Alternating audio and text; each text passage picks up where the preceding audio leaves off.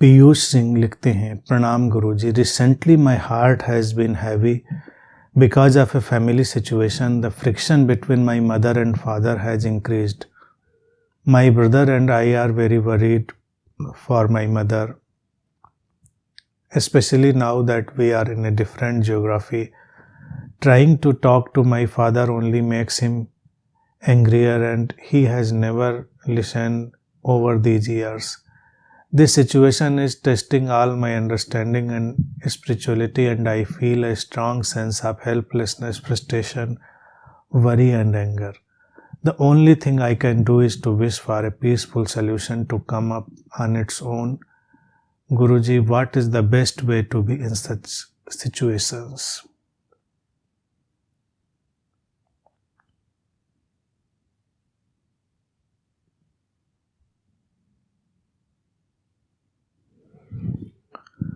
पीयूष जी, परिस्थिति निश्चित ही विकट है, विषम है, और हम करें क्या, ये महत्वपूर्ण है। और ऐसे में ही जो लिखा है कि जो स्पिरिचुअलिटी है, समझ है, उस सबको टेस्ट करने की स्थितियां बन रही हैं। हाँ, बनती हैं और बननी भी चाहिए, तभी तो पता चलता है कि जो हमने समझा सीखा है उसका हम उपयोग कैसे करते हैं। दो लोग कोई भी हों, वो माता पिता हों, दोस्त हों, पति पत्नी हों, भाई बहन हों, कोई भी हो, उनको अपने जीवन की शांति स्वयं बनानी होती। और सर्वोपरि दो लोगों को क्या, एक एक व्यक्ति को अपनी शांति बनानी पड़ती है। लेकिन संबंधों में अगर दो लोग हैं तो वो उनका अपना एक मसला होता है। मूल बात तो सबकी अपनी व्यक्तिगत ही है कि वहां से वो कैसे चलेंगे। ये सिचुएशन बड़ी उलझाव वाली और निश्चित ही बड़ी तनाव वाली और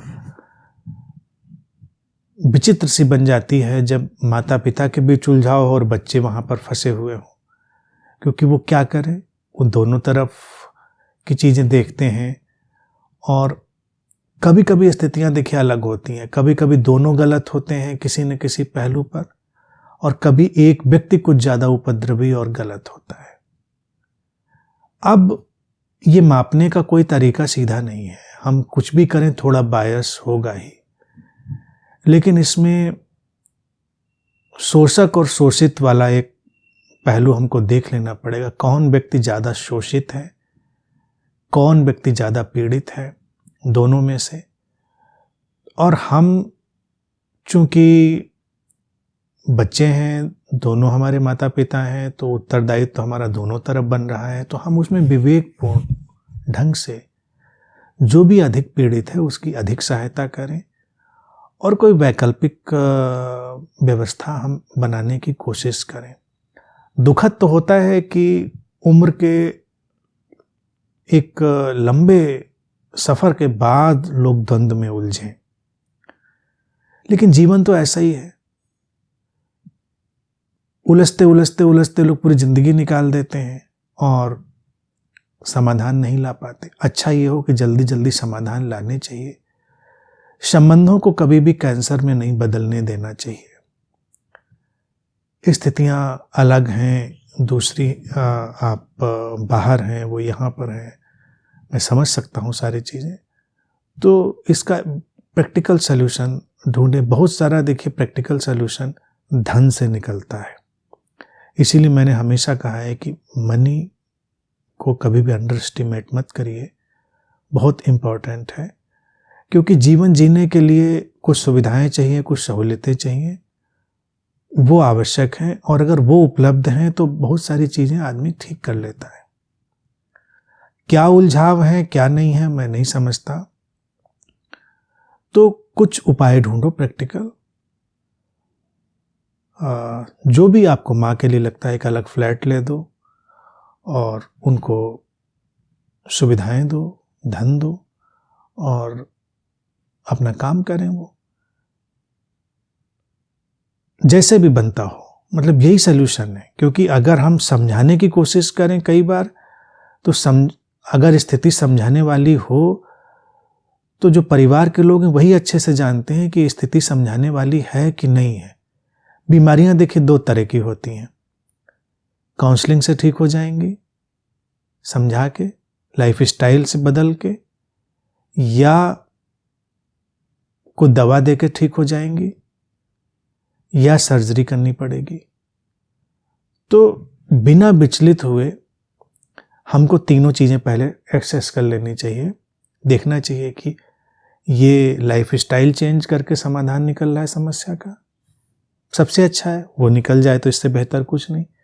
फिर कुछ गोली दे के, दवा दे के, यानी कि कुछ नीति नियम, कुछ ऐसे अरेंजमेंट करके भी हम चीज़ों को कर सकते हैं। एक घर में ही हम कुछ अरेंजमेंट ऐसे कर दें, एक घर में ही हम निर्भरता को ख़त्म कर दें, तो वो भी अच्छा होता है।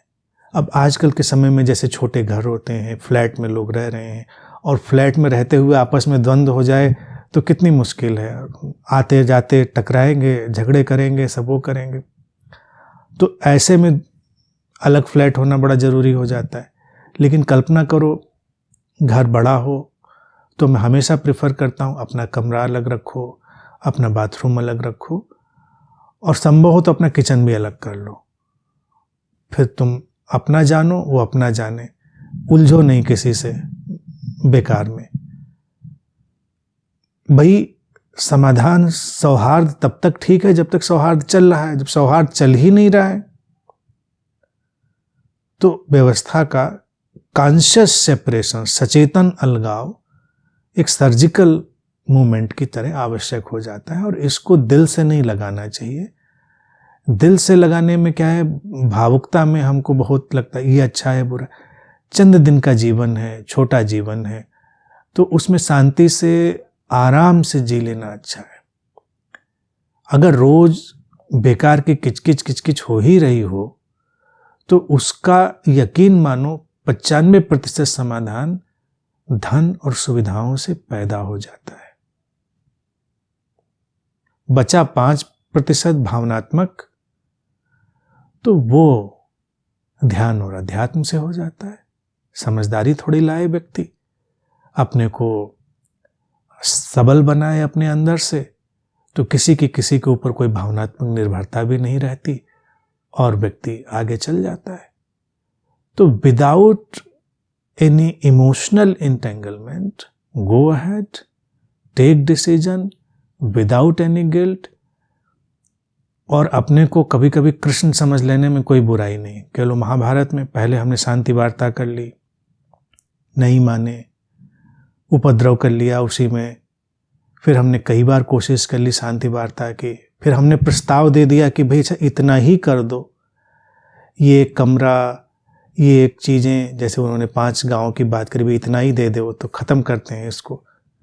फिर नहीं माने कि नहीं अभी नहीं करें, फिर तो चलो महाभारत होगा, फिर तो जो सही है वही होगा, फिर धर्म युद्ध होगा। तो sometimes become Krishna, peaceful efforts, then some proposals and then Mahabharat, conscious war, यानी कि टोटल सेपरेशन।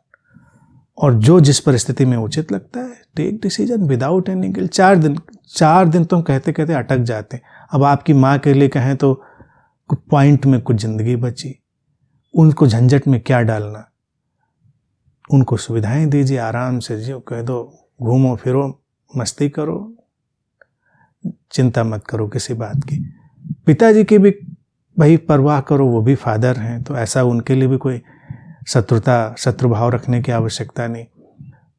जो भी किसी को सता रहा है वो उसकी अज्ञानता है, नादानी है, तो उसके प्रति थोड़ी करुणा रखोगे तो खुद दिल पर बोझ नहीं होगा। तो पिता से भी कोई बैर नहीं है। किसी की सॉफ्टवेयर ऐसे ही है, वायरस चला गया है, तो आपके पास वो है नहीं व्यवस्था कि इस वायरस को निकाल सके, तो सिस्टम ही बदल दो फिर। और उसका सिस्टम उसके वायरस से चल रहा है, यानी कि उसका जो सिस्टम है उसमें वायरस चला है, वो चल रहा है, वो अपना काम कर रहा है।